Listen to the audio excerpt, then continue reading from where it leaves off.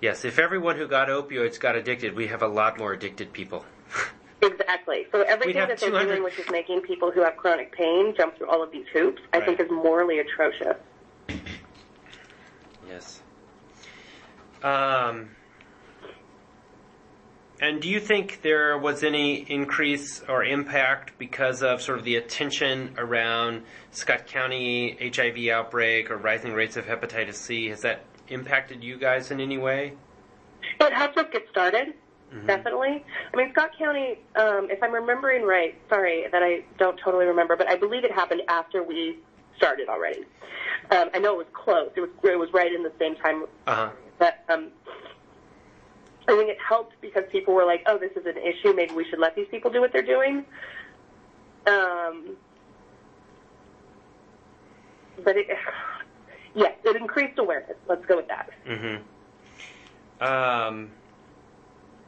And what's the situation with pharmacies in Ohio and access to sterile syringes? You cannot buy syringes in Ohio. You cannot get them from, I mean, legally you can, but you cannot. Okay. And as you've seen the program, sort of demands on the program, the increasing number of folks who are seeking services, what's been your strategy to meet that demand? I'm not sure I understand the question. What do you mean our strategy, like financially?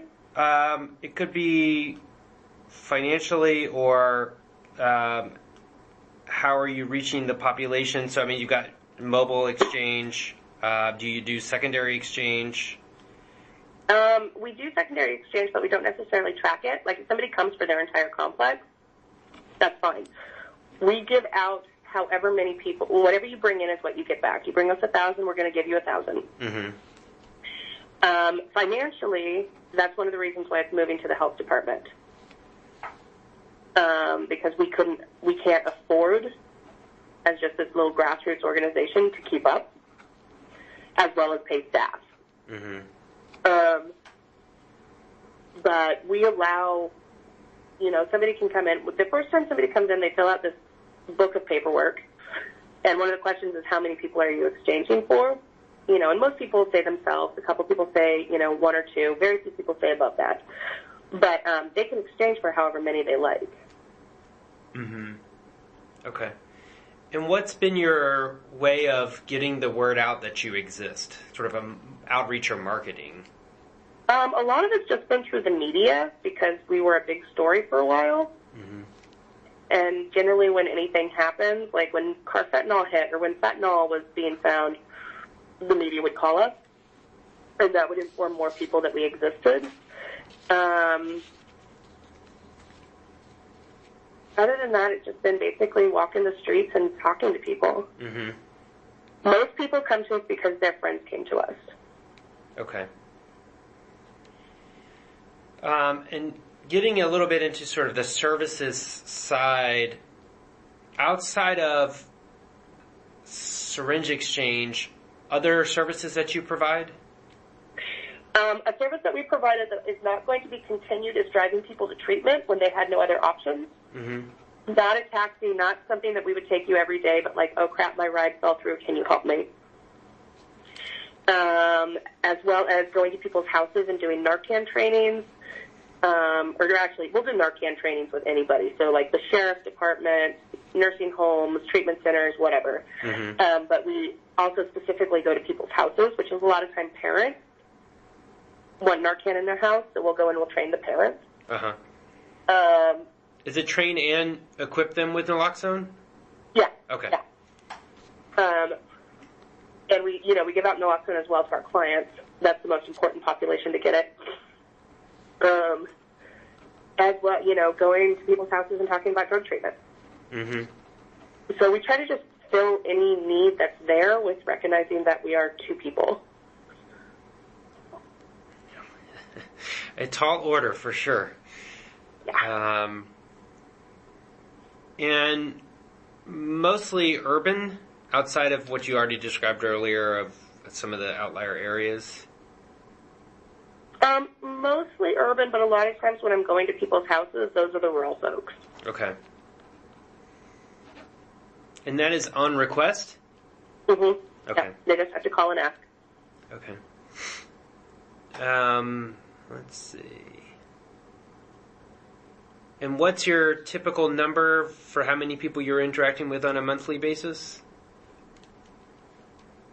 Oh, that's a very good question at this point. Let's see.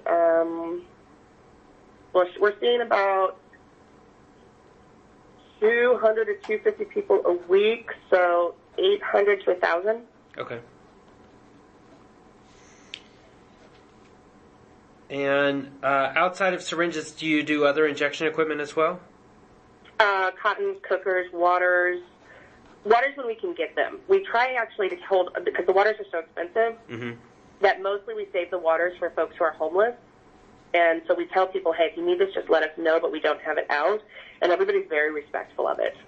Okay. Like people don't come and say, oh, yeah, I have a sink, but I want that anyway. Like they get that we don't have a lot of money.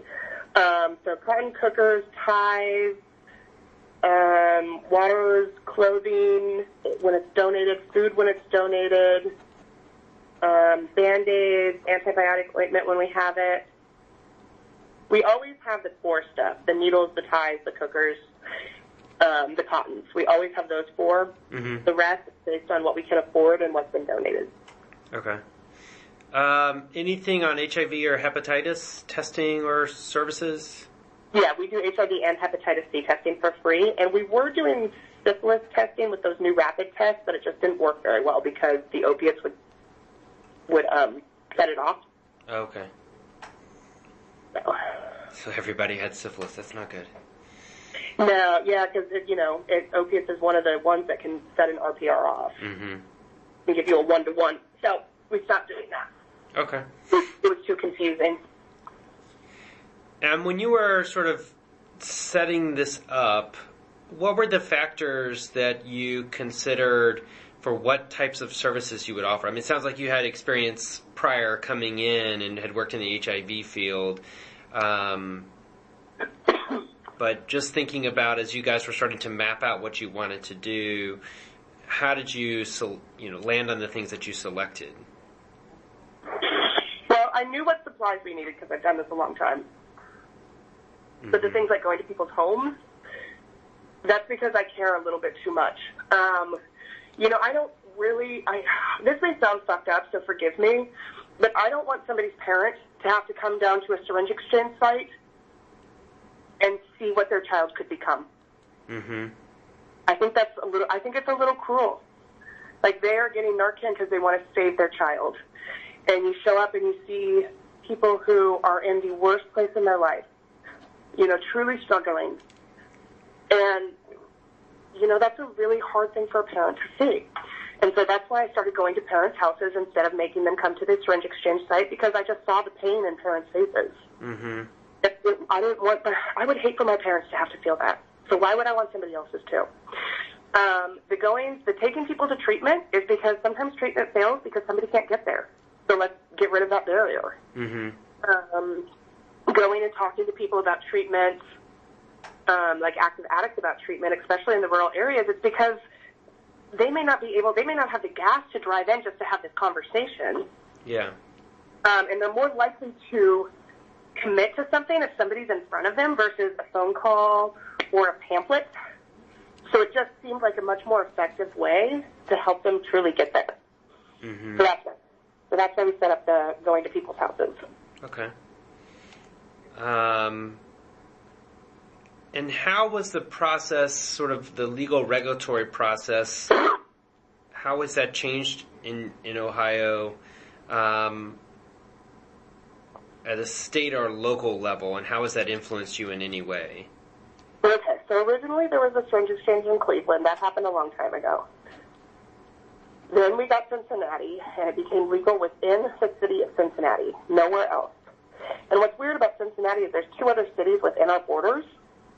We couldn't drive into those areas with our supplies. Not even like setting up a shop, but literally like I would drive around them if I had stuff in my car because it wasn't legal in those cities, even though those cities were within the bounds of Cincinnati. Now it is legal in the state of Ohio to do a 1-for-1 exchange. there's some loops people have to jump through. Like we have to